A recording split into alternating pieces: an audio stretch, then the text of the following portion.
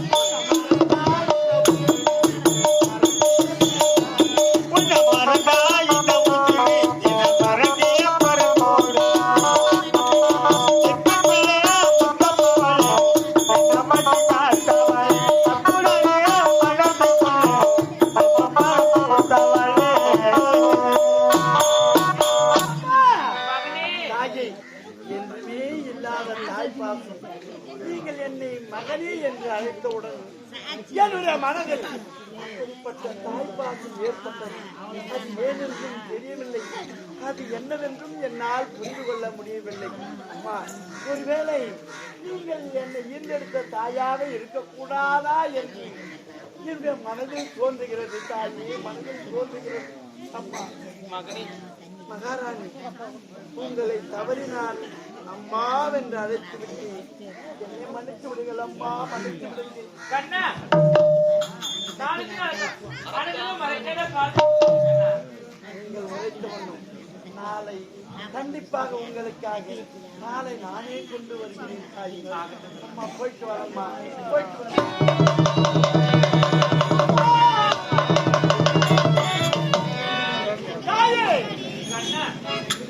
போக வேண்டும் என்று அறிவித்துள்ளேன். ஆனால் என்னால் தங்களை போக என்னால் முடியவில்லை. அது என்னவென்று என்னால் புரிந்து கொள்ள முடியவில்லை. அம்மா, புரிந்து கொள்ள முடியவில்லை. எதற்காக நான் அரண்மனைக்கு பாலை கொண்டு வர வேண்டும்? உங்களை நான் பார்க்க வேண்டும். உங்களை நான் பார்த்து அம்மா என்று அழைக்க வேண்டும் என்று இந்த ஆண்டவன் விதித்த விதியா? தாயே, தாய், நடப்பது நடந்தே தீரும் அம்மா, நடப்பது நடந்தே தீரும். சரி, நாளை வரும்போது தங்களுக்காக பாலை கொண்டுவிட்டு வந்தேன்.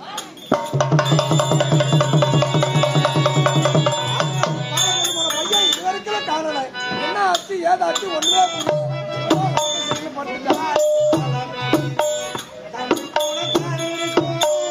அம்மா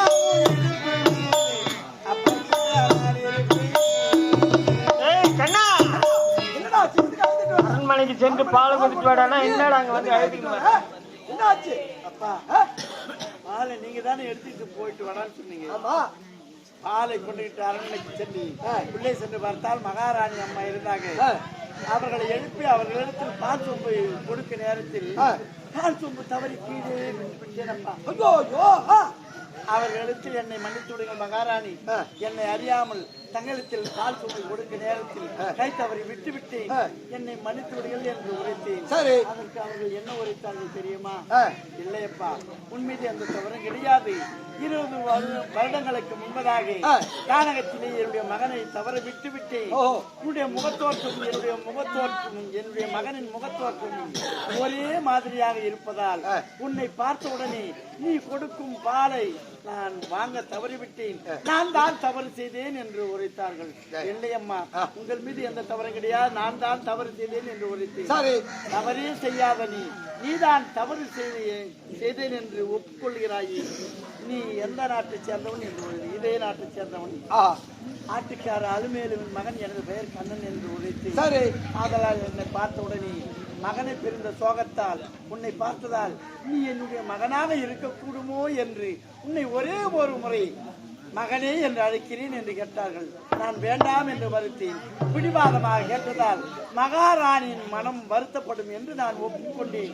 அவர்கள் என்னை மகனே என்று அழைத்தார்கள். அவர்கள் என்னை மகனே என்று அழைத்த உடனே என்றுமே இனம் புரியாத தாய் பாசம் என்னுடைய மனதில் தோன்றியது.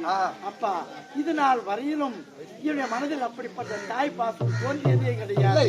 அவர்கள் என்னை மகனே என்று அழைத்தவுடனே நான் அதிர்ச்சி அடைந்தேன். அவர்களை பார்த்து அம்மா என்று அழைக்க வேண்டும் என்று என்னுடைய மனதில் தோன்றியது. அவர்கள் ஏற்றுக்கொண்டார்கள். அவர்களை பார்த்து அம்மா என்று அழைத்தேன், கதறி அழுதேன். ஆமாப்பா, அவர்களை பிரிந்து வர என்னால் முடியவில்லை. அரண்மனைக்கு அனுப்பத்தில்ல புட்டு ஆட்டு போல தெரியுமா உனக்கு? ஏதோ உங்களுக்குள்ள தாய் பாசம். நீங்க இது வாய்க்கு லாக்கி பண்ண மாட்டேன். நீங்க ஆட்டை ஓட்டி போனா கொண்டு பாலை குடிச்சுட்டு ஆட்டுக்கோல ஓட்டி போனா என்ன நடந்துச்சு? நான் போய் கொடுத்துட்டு வர பாலை தவறி விட்டுட்டு வந்துக்கிறேன் அரண்மனையில. புடாத ஆடுமைகளை என்ன படிக்க வச்சுங்க. நீங்க ஒரு நாள் ஓட்டி போனா நான் கொண்டு போய் கொடுத்துட்டு வரேன். நீதான் பாலை தூக்கி கொண்டுட்டு வந்துக்கிறேனா? சரி, அப்பா, இன்று ஒரு நாள் மட்டும்தான் ஆட்டை ஓட்டிக்கிட்டு மேய்ப்பு. நீ ஒரு நாள் மட்டும் போ, நாளையில இருந்து நான் போறேன். அப்படியா? பாலை கொண்டு போய் நான் கொடுத்துட்டு வரேன். சரி, ஆட்டம் மறக்காம பால் கொண்டு கண்ணனை இது வரைக்கும் ஆளே கடலே. சரி, வரட்டும், பார்க்கலாம்.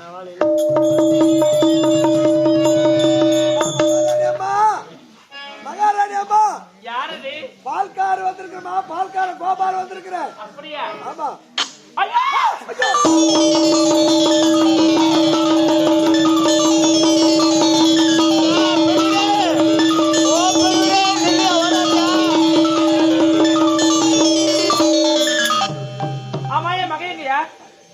மகன்? யாரு பார்த்து யாரு மகனுக்கு ஆகுற? 21 வருஷமா உங்களை தேடிட்டு இருக்கேன் நானு. எப்படி தேடிக்கிறியா? ஆமா. உன் மகன் நான் எங்க பார்த்தேன்? என் மகன் எங்கங்க? உன் மகனை நான் பார்க்கலமா? என் மகனை பார்க்கலையா? ஆமா. என் புள்ளதான் என்கிட்ட இருக்கிறான்.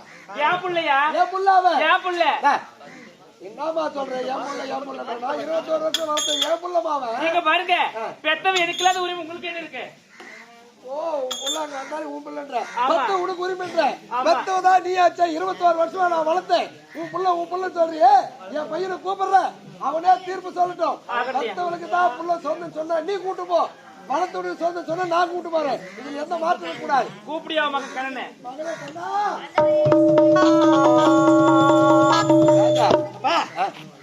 ஆட்டுக்காரன் ஓட்டிட்டு போக சொன்னீங்க. ஆமா ஆமா, திரும்ப எது கூப்பிட்ட? இங்க ஒரு விஷயத்தா ஒரு தீர்ப்பு சொல்லணும் நீ. தீர்ப்பா? ஆமா. பெரிய மனுஷன் தானே, நீ சொல்லிட்டு போக வேண்டியதானே? இல்ல, அந்த தீர்ப்பு சொல்ல வேண்டிய நியாயம் உங்ககிட்ட தான் இருக்கு. என்கிட்ட இருக்கா? ஆமா. புரியலப்பா. நீ படிச்சு வச்சிருக்கல உன்ன. சரி, பரவாயில்ல, கேளுங்க, சொல்லுங்க. சொல்லுங்க. அது பகுத்தறிவு தெரியும். அப்படியா? ஐயா, நீனா 20 வருடங்களுக்கு முன்பு நம்ம மந்தியில இருந்து இன்னொரு மந்திக்கு ஒரு ஆட்டுக்குட்டி தவறி ஓடி போச்சு. அந்த தவறி ஓடி போன ஆட்டுக்குட்டி மற்றொரு மந்திக்கு போய் சேர்ந்தோன்னா அந்த ஆட்டுக்காரன் எடுத்து 21 வருஷமா வளர்த்துட்டான் ஆட்டுக்குட்டியே.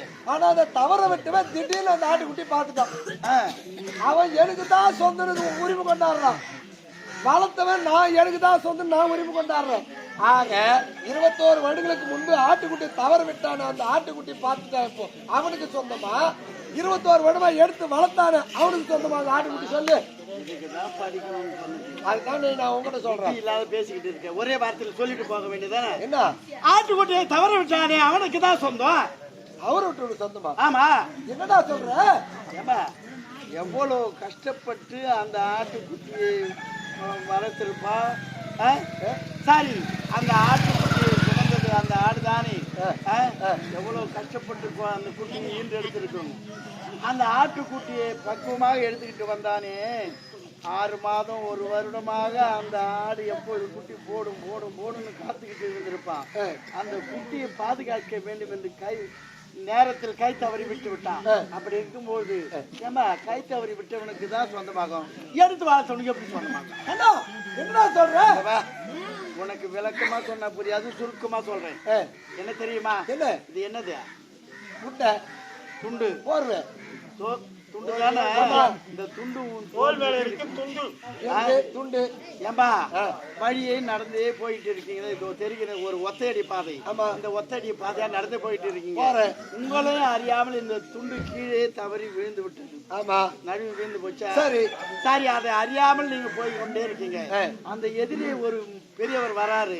அந்த துண்டை பார்த்த உடனே யாரோ துண்டை தவற விட்டு இருக்காங்க என்று அந்த துண்டை எடுத்து அவர் தோல் மீது போட்டுக்கிட்டு போறாரு. சரி, நீங்க சிறிது தொலைவில் சென்ற உடனே ஐயோ, தோல் மீது இருந்த துண்டு காணப்படவில்லை என்று திரும்ப தேடிக்கிட்டு வர்றீங்க. அந்த முதியவர் தோல் மீது இருக்கிறது தங்களுடைய துண்டு. தவறு விட்ட துண்டு மத்த முதியவர் வேற இருக்குது. அப்போ சென்று அவரிடத்தில் எப்படி கேட்பீங்க? என் துண்டை குடியா, நான் தான் தவறு விட்டு நான் எடுத்துட்டு வந்து கொடுக்க மறுத்தா கொடுத்து பலாகாரம் கொடுக்குறேன். துண்டு சிறிது நேரத்தில் தவற விட்டதற்கு பலான்னு ஒண்ணு கொடுத்து துண்டு குடியான்னு கேட்பேன். ஆமா, 21 வருஷமா குடிச்சு தவற விட்டான். அவன் எப்படி கேட்டுக்கணும்?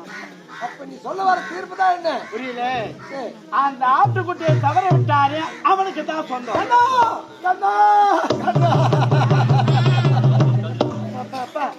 என்னப்பா, எதுக்காக அழுதுகிட்டு இருக்கீங்க? என் தலையில பருத்த கல்லையே தூக்கி போட்டுட்டேடா கண்ணா, தூக்கி போட்டுட்டேடா. புரியவில்லையப்பா அண்ணா, தவற விட்ட ஆட்டுக்குட்டி அன்று இவ்வளவு நேரம் வாதாடனே, அது ஆட்டுக்குட்டி இல்லடா கண்ணா, ஆட்டுக்குட்டி இல்லை. அப்படி என்றால் தவற விட்டது உன் தாய், எடுத்து வளர்த்து அப்பா, உன் தாய்க்கு சொந்தம் என்று உரைக்கின்றாயே, எந்த வகையில் என்னை ஈண்டெடுத்த தாய் தந்தை நீங்கள் இல்லையா? இல்லையப்பா, இல்லை. அப்படி என்றால் என்னை ஈண்டெடுத்த தாய் தந்தை இல்லையா?